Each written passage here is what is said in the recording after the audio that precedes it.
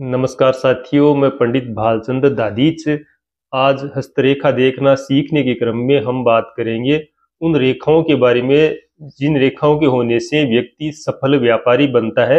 यदि ये रेखाएं व्यक्ति के हाथ में नहीं हो तो वो व्यापार नहीं कर पाता, बार बार व्यापार रुकता रहता है और व्यापार में गांठा भी लगता रहता है। हाथ को देखकर, हस्तरेखाओं को देखकर हम अनुमान लगा सकते हैं कि हमारा व्यापार कैसा चलने वाला है। साथियों, वो रेखाएं हाथ में किस प्रकार से होती है, हम उनको समझने का प्रयास करते हैं। साथियों, अब हम समझते हैं कि हाथ में व्यापार रेखाएं किस प्रकार से बनती है, किस प्रकार की रेखाएं हो तो व्यक्ति व्यापार में सक्सेस होता है। व्यापार के लिए सबसे ज्यादा जरूरी होता है ये बुद्ध क्षेत्र, क्योंकि कहा गया है कि बुद्ध बिना व्यापार नहीं होता, बुद्ध के बिना बुद्धि की प्राप्ति नहीं होती। अतः व्यापार में कोई रुकावट ना आए, निर्विघ्न व्यापार हो और अच्छा खासा चले, इसके लिए व्यक्ति के जो बुद्ध का क्षेत्र होता है इस पर ज्यादा ध्यान केंद्रित किया जाता है। ये बुद्ध का जो क्षेत्र होता है, छोटी अंगुली के नीचे का क्षेत्र, ये उन्नत होना चाहिए। इसके नीचे का जो ये स्थान होता है इसको बुद्ध पर्वत बोला जाता है।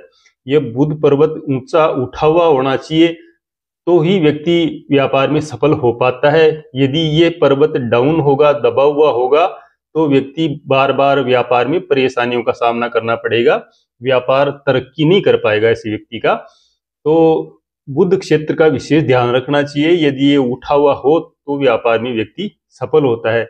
यदि इस बुद्ध क्षेत्र पर उठा हुआ हो और एक रेखा भी हो साथ में तो और भी उत्तम काम होता है। यदि ये बुद्ध पर्वत उठा हुआ हो साथ में अन्य योग में बताता हूं, अन्य योगों में यदि आधे योग भी आपके हाथ में होंगे तो आप सफल रूप से व्यापार कर पाएंगे।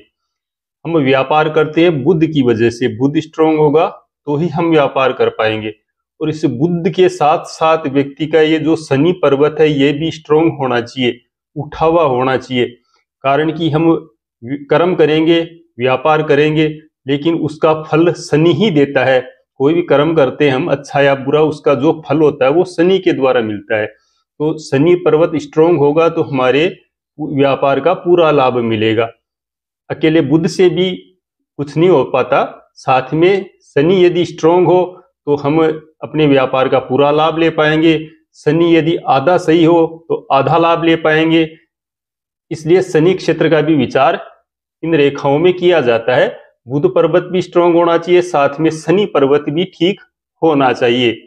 व्यक्ति के हाथ में साथ में यदि सूर्य रेखा भी बनी हुई है तो ऐसा व्यक्ति व्यापार में मान सम्मान भी प्राप्त करेगा, मान सम्मान के साथ ही व्यापार करेगा, ऐसे व्यक्ति का प्रभाव भी होगा।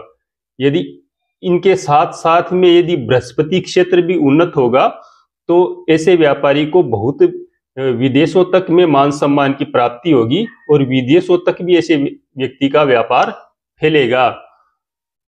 इसके साथ में यदि व्यापारी सफल व्यापारी होगा, उसके हाथ में भाग्य रेखा का भी होना जरूरी है, क्योंकि हम कर्म करेंगे, व्यापार चलेगा, शनि व्यापार का लाभ देगा, सूर्य मान सम्मान देगा, लेकिन साथ में भाग्य की भी जरूरत पड़ेगी। व्यक्ति के हाथ में भाग्य रेखा भी होनी चाहिए। बुध उन्नत हो, साथ में भाग्य रेखा भी हो तो व्यापार ज्यादा उत्तम चलेगा, काफी तरक्की कर पाएगा ऐसा व्यक्ति। और साथ में यदि इसके साथ में ये जो मस्तिष्क रेखा ये भी स्ट्रांग हो व्यक्ति के हाथ में तो और ही ज्यादा होगा, क्योंकि व्यापार में दिमाग की भी आवश्यकता पड़ती है, व्यक्ति को निर्णय भी लेने पड़ते हैं।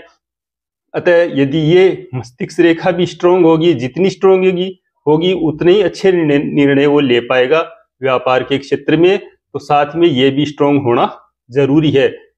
बुध यदि उठा हुआ हो, साथ में इनमें यदि जो जो योग बढ़ेंगे उतना व्यक्ति को लाभ मिलेगा। और यदि ये पूरे योग व्यक्ति के हाथ में बने हुए हैं, बुध पर्वत स्ट्रांग है, सूर्य रेखा भी है, शनि पर्वत भी ठीक है, बृहस्पति पर्वत भी ठीक है और साथ में भाग्य रेखा भी बनी हुई है, तो ऐसे व्यक्ति को सफल व्यापारी बनने से कोई भी ताकत नहीं रोक पाती है।